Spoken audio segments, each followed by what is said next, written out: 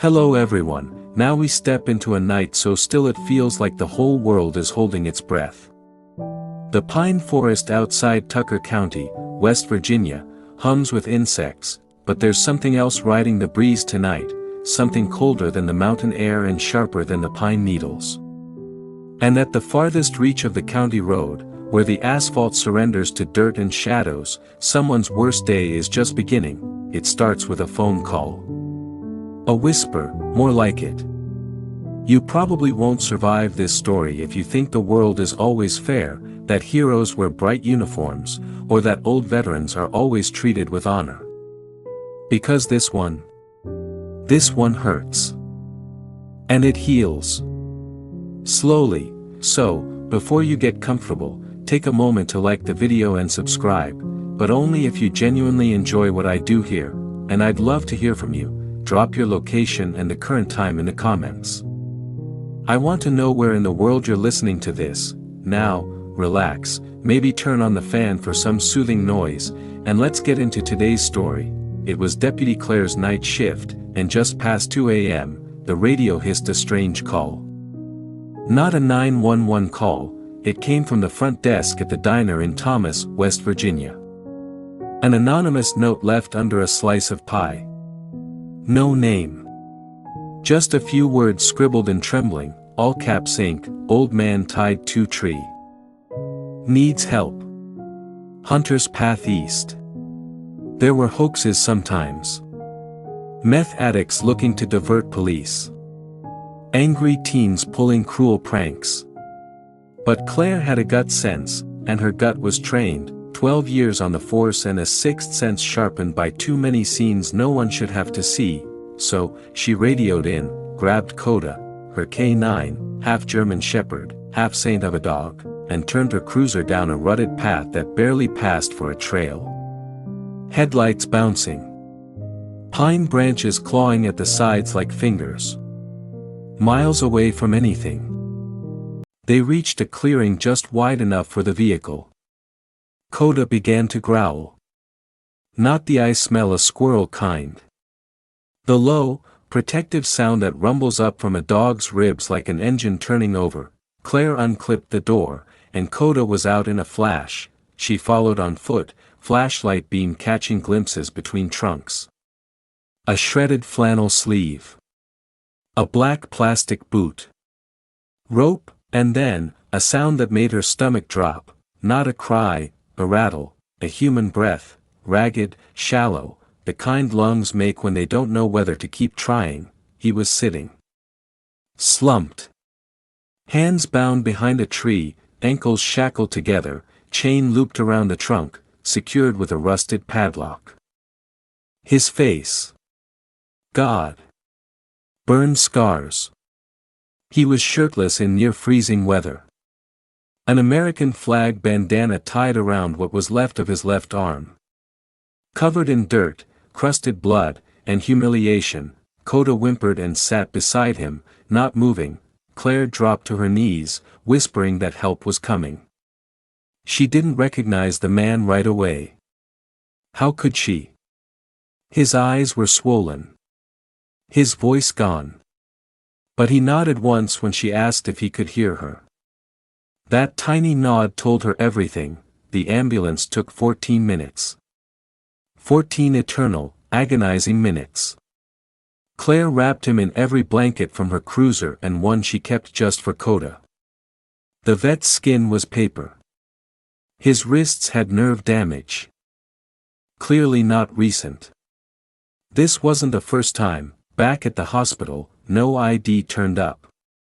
No wallet. No dog tags. But someone knew who he was. Dr. Patel, the ER doc, stepped into the hallway, shaking his head.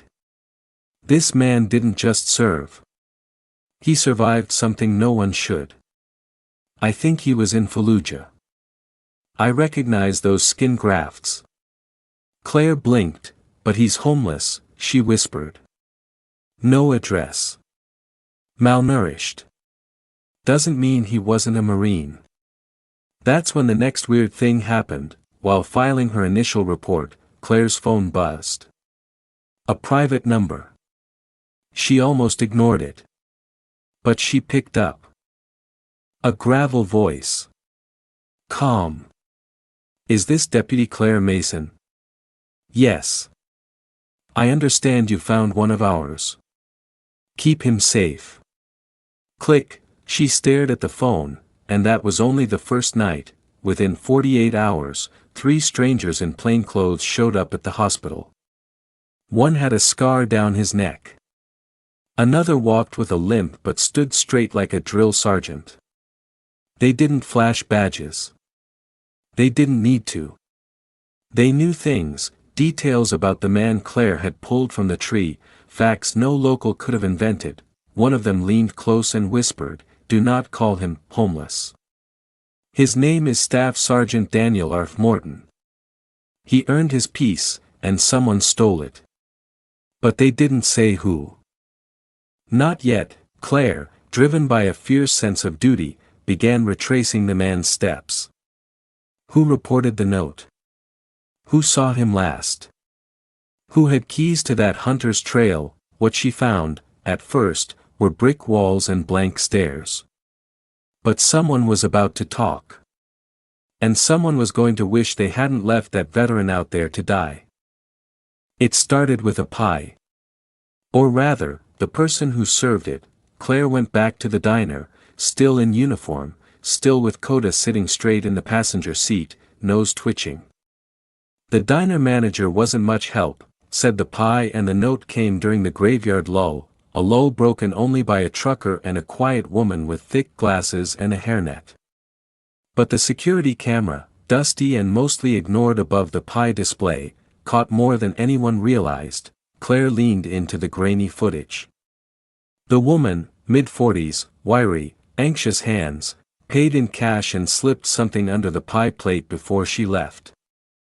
Claire paused, zoomed in on the plate. Napkin. Writing. That was her. She ran the plate through DMV. Waited. And then a match. Anna M. Deeks, a substitute bus driver and part-time dishwasher who lived in a trailer outside of town, near the old cement plant. Claire knocked on her aluminum door just before dusk. Anna peeked out, eyes darting. "You were the one who left the note," Claire said gently. "You saved him." Anna looked down at her feet. Then back at Claire. "I couldn't sleep. I saw them take him up there. They were laughing. I didn't know what to do." She stepped aside, motioned Claire in, and what came next cracked the case wide open. Anna had worked for a local property owner, Randy Hicks, a name that immediately raised red flags. Hicks was known for his loudmouth brand of patriotism. The kind that involved pickup trucks flying massive American flags and social media rants about real Americans and freeloaders. He owned the land off Hunter's Path and ran what he called boot camps for troubled teens, paid retreats where parents sent their kids to man up. But that wasn't all. Anna leaned in, voice trembling. "They found Daniel squatting in the cabin last fall. He wasn't hurting anyone. Just sleeping, leaving before sunrise. Hicks caught him and said he was trespassing. Said he stole valor for pretending to be military." Claire's blood chilled. Anna wiped her eyes. He wasn't pretending. But Hicks wouldn't listen. Said, "Bums like that gave the real vets a bad name." So Hicks chained Daniel to that tree. Left him there to learn. And the others, 3 boys. Teens. One of them, Bryce, I think, started crying. Said it wasn't right. But Hicks told him to toughen up or leave. Claire left that trailer knowing exactly what she had to do. But she also knew Hicks was a slippery snake. Wealthy. Connected. The kind of man who always managed to slither out from beneath the boot of justice, until now, with permission from the sheriff, Claire and a forensics team visited the site again, this time with cameras, cadaver dogs, and bolt cutters. They found more than the chains. They found Daniel's few belongings in the nearby cabin, some military patches, and a Bible with 2 names scrawled inside the front cover, Daniel R. Morton and Sergeant Greg Reese. Greg Reese. That name struck a chord. Claire called her cousin, a National Guard chaplain. Within an hour, she had a list of veterans from the Fallujah units deployed in 2005. Both names matched. And that led to the next twist. Greg Reese was dead. Killed in a convoy explosion.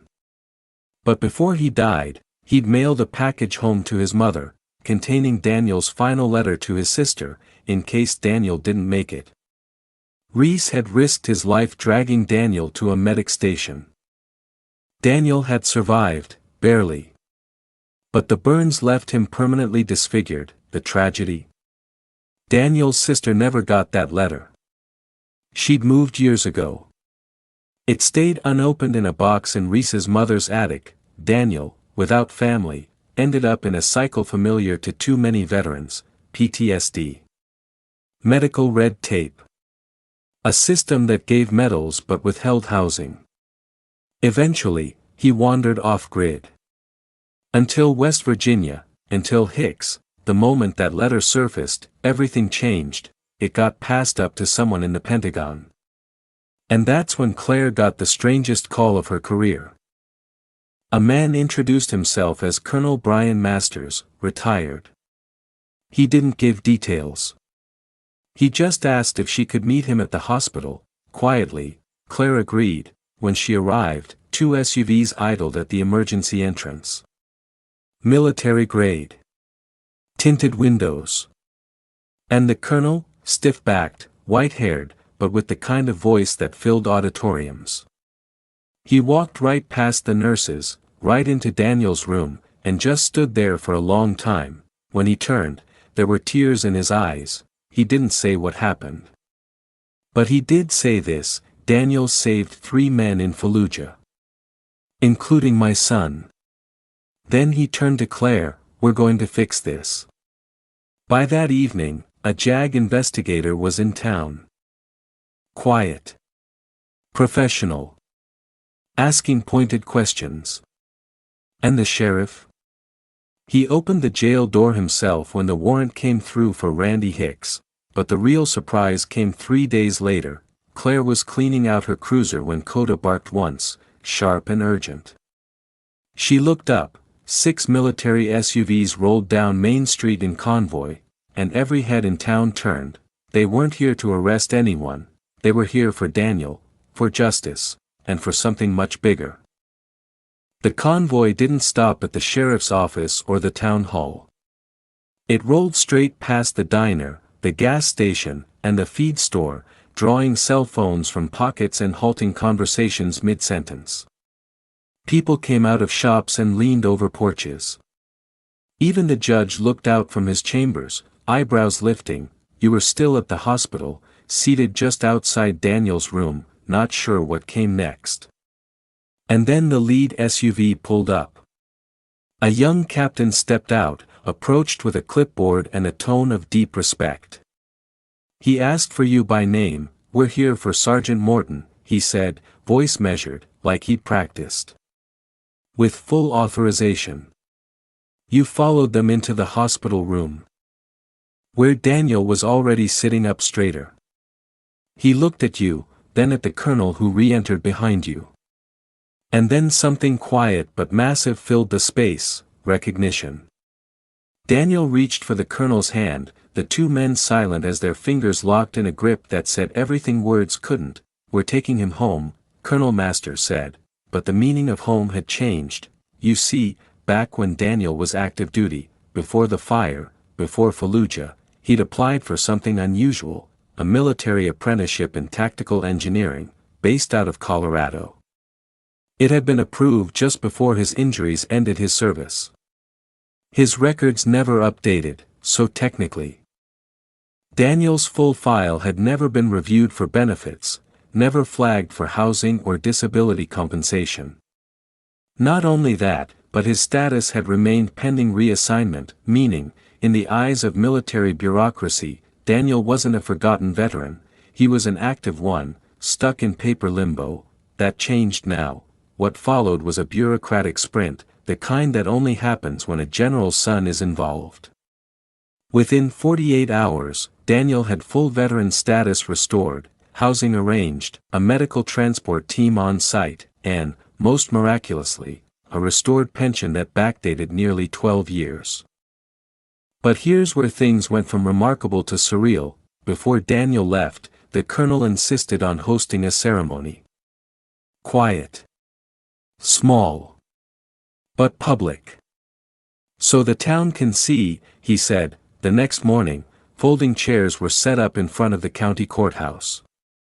You stood beside Daniel, who wore a plain button-down shirt with sleeves rolled up, his burn scars visible in the late morning sun. He didn't cover them. Not anymore. There were perhaps 50 people at first. Locals. The sheriff. Anna, standing with tears in her eyes and her arms folded tight against her chest, and then a jeep pulled up, and another, men and women in uniform, active and retired, began arriving, one by one. Like shadows returning to daylight. A few had crutches. One rolled in on a powered wheelchair. Another wore mirrored sunglasses and carried a folded flag under one arm. They'd heard, Daniel's name had begun to circulate in veterans groups, old chat boards, and whispered calls between buddies.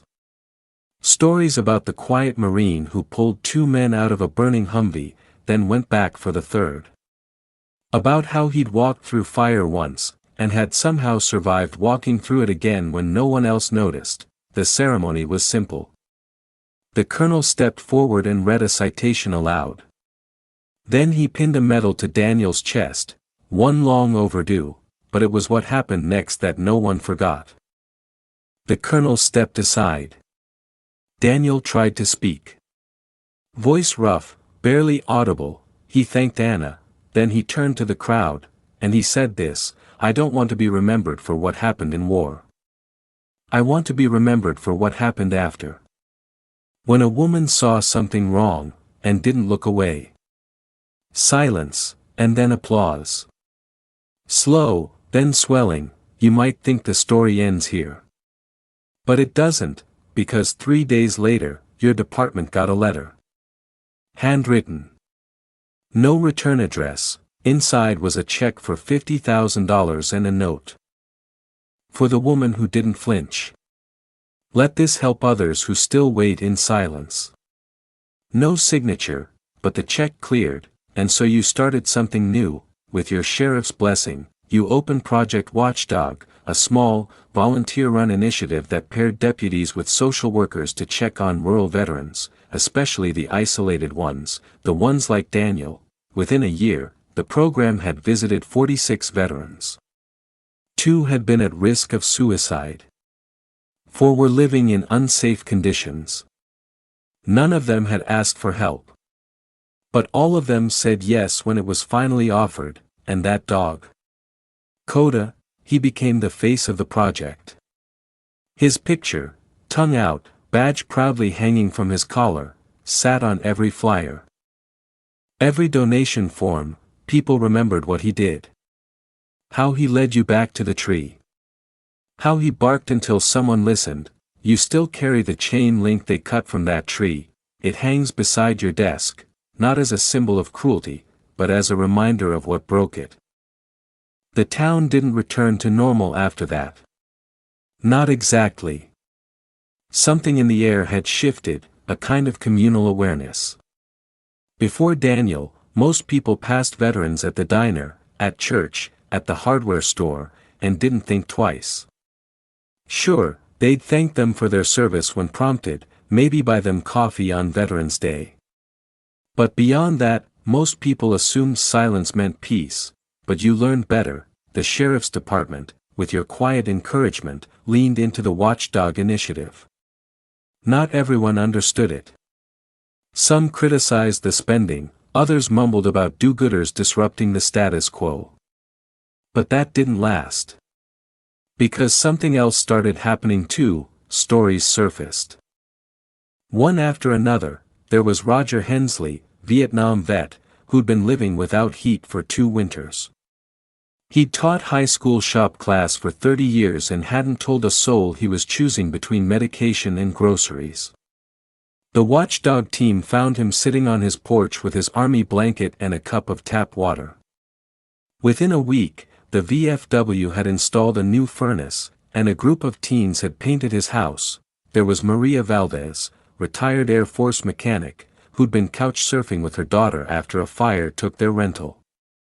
She was embarrassed, said she didn't want a handout. But when a watchdog flyer ended up at her VA clinic, she called the number.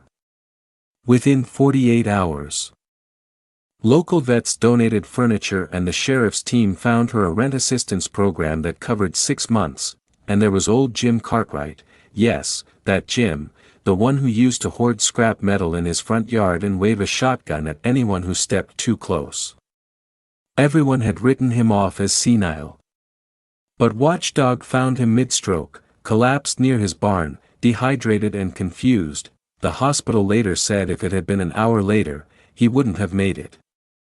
People began to see veterans again. Not as statues or shadows or damaged ghosts, but as breathing, stubborn, still capable souls who sometimes just needed a knock on the door. It helped that Coda became a local celebrity. The sheriff, amused but fully supportive, gave him a promotion, Deputy Coda, badge number 777.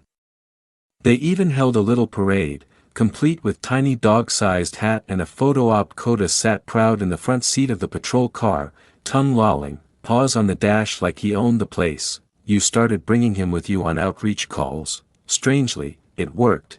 People who'd never opened the door for a stranger cracked it for the dog. They'd lean down, offer him bacon or water. And then, almost always, they'd start talking about the noise they heard at night, the pain in their leg that the VA never treated, the nightmares, the loneliness, and you just listened. That's what made it work. You didn't barge in with solutions. You didn't wave flags or recite speeches. You showed up. Sat quietly on porches. Let stories unfold in their own time. Like when Daniel finally opened up about his last deployment, not the fire, but what came before it. He told you about his unit's translator, a local named Kareem who saved their lives twice but wasn't approved for a visa. Daniel had tried everything, letters, calls, congressional petitions. But Kareem disappeared when the U.S. pulled out. He'd always carried guilt for that. One afternoon, while watching the sunset from your truck bed, Daniel said, "I wish someone had come knocking for him." That stuck with you, so you made Watchdog a bit bigger. You partnered with a refugee resettlement nonprofit. Hired a part-time coordinator. Started looking for ways to track down the Kareems of the world, people who helped soldiers and were left behind. The first family you found was living 3 states over, in a motel. The father had served as a driver for U.S. convoys. His youngest daughter had a limp from shrapnel. Your program helped relocate them to your county. Daniel met them at the bus station. He didn't speak their language. Didn't need to. He brought them dinner. Toys for the kids, and a photo of Kareem. The father recognized him. They were friends, he said through a translator. Kareem died in 2014. But he died saving others. Daniel went quiet for a long time, then he said, he always did. You see, when you give someone a moment of dignity, you don't just change their day, you change the landscape. The town hadn't realized how brittle its silence had become. How easily kindness cracked it open, like that chain link. Remember the chain? From the tree, it became the centerpiece of the Watchdog trailer, mounted in a glass box with Daniel's quote etched beneath it, "Silence is the heaviest chain. Break it with presence." People came from other counties to see it, some scoffed. Others wept, a few stood in front of it for a long time, just breathing. By fall, you'd expanded into 3 neighboring counties. 2 local departments cloned your system. The state offered a grant. A retired Marine offered to build a database of isolated veterans based on utility data, last known address records, and outreach flags from the VA, and at the center of it all was the thing no one saw coming. You.